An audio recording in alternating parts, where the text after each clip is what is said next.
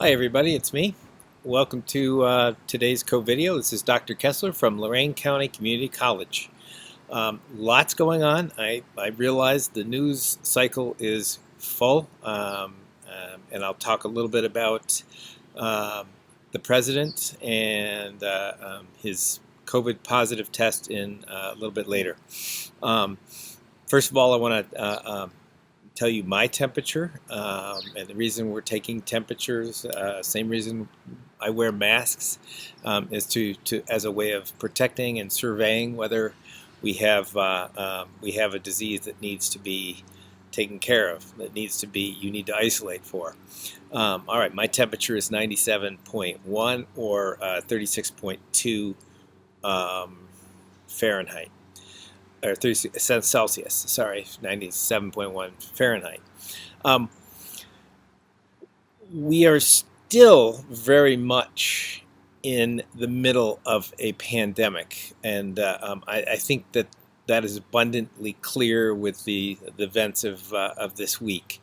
Um, However, let me just drive that point home. Even here in Ohio, we have gone from having lots and lots of areas on alert to fewer, and now we're going back up again. So we're up to, as of October 1st, 11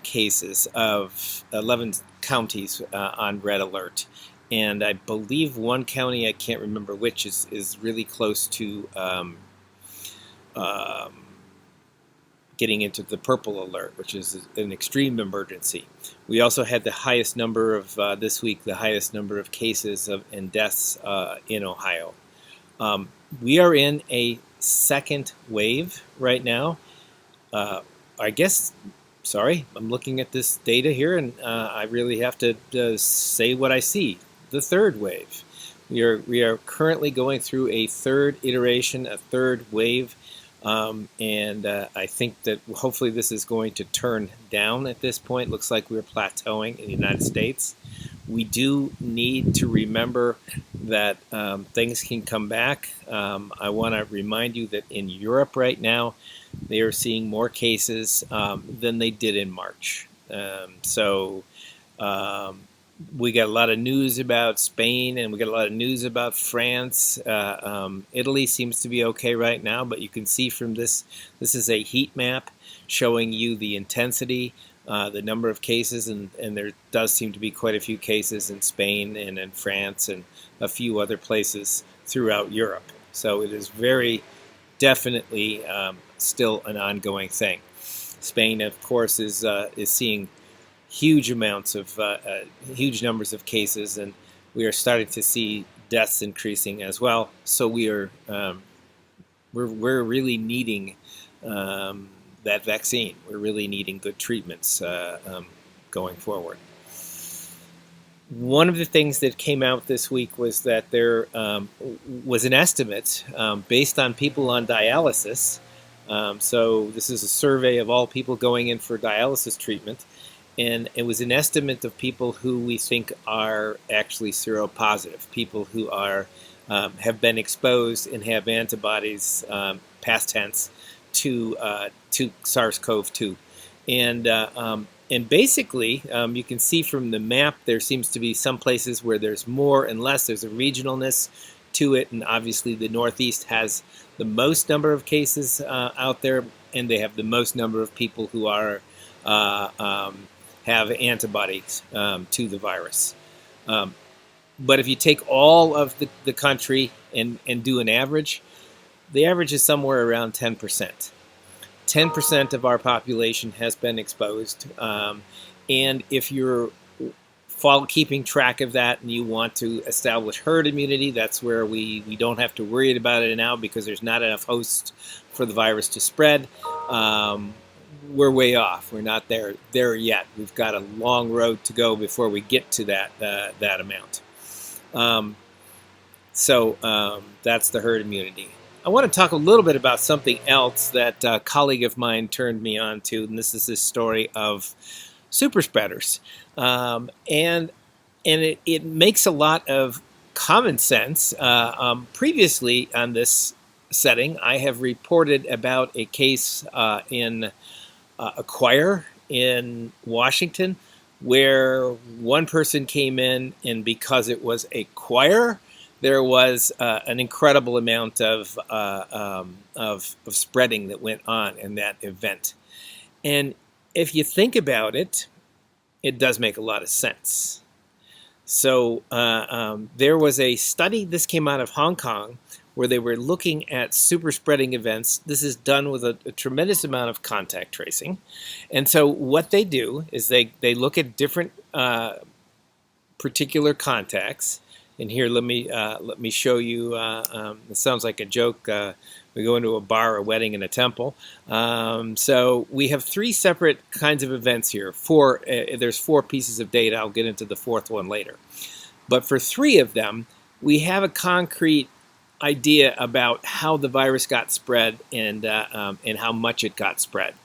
So we have, first of all, you have in panel A, we have a bar. In panel B, I think that's a wedding, and in panel C, that's at a temple. And these are very different kinds of events. I think you can imagine that if I am at work and I am infected with SARS-CoV-2 and I say, hey, can I borrow your stapler? That's one thing. And you can imagine if I'm at a bar, there's music playing. I'm obviously not wearing a mask, and I am talking to a friend of mine. What do you think about this band? And you can see that I am projecting more. I am talking louder, just like the choir. I am going to be spreading more.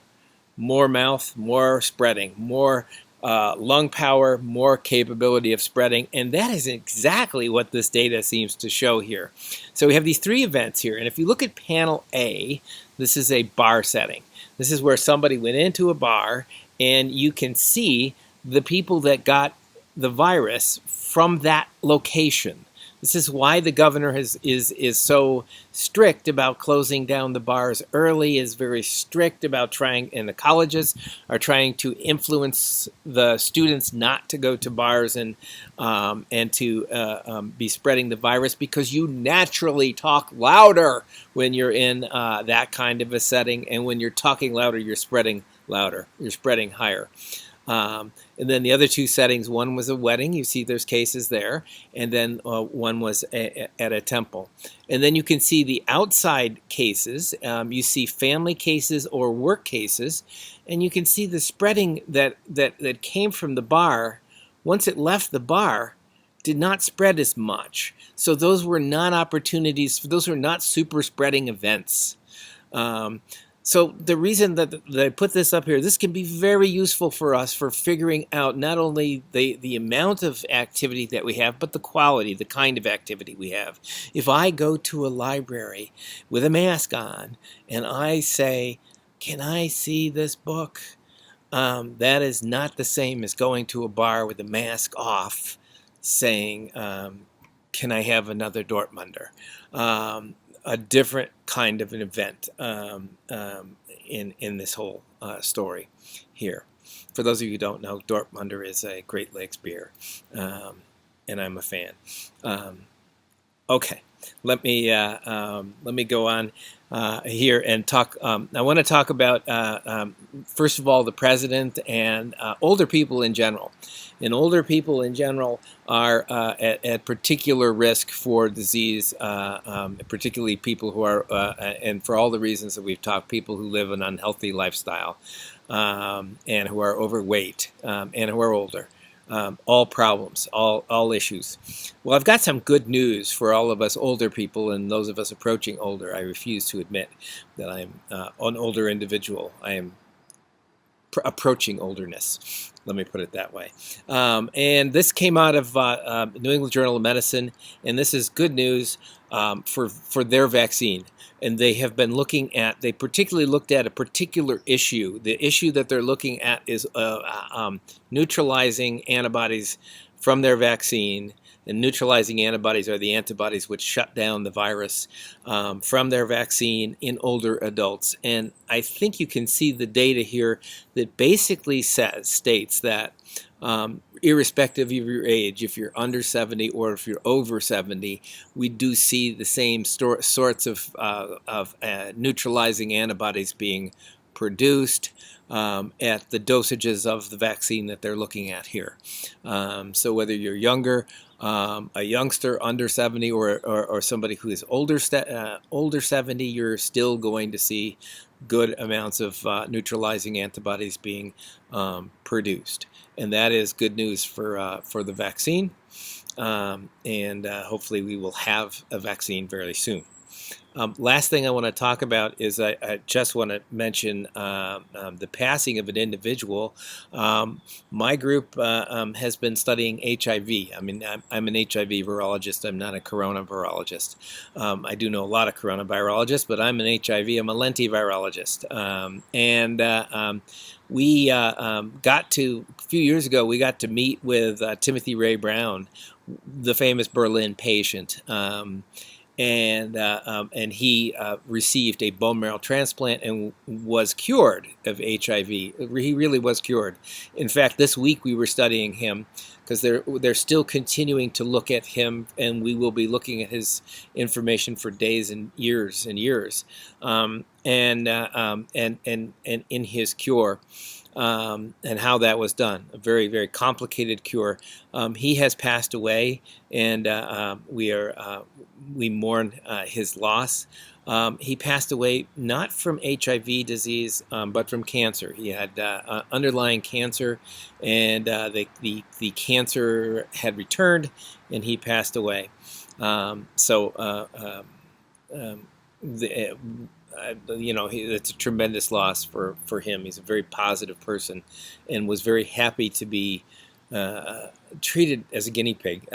He was very, very open about it, and he allowed people to pick and prod and invade his public life, his private life, and we did so, and we learned a tremendous amount from him, and we thank you, and may he rest in peace. That's all I have for today.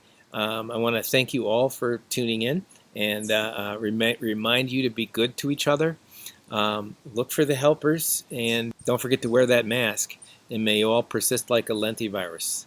Thanks a lot.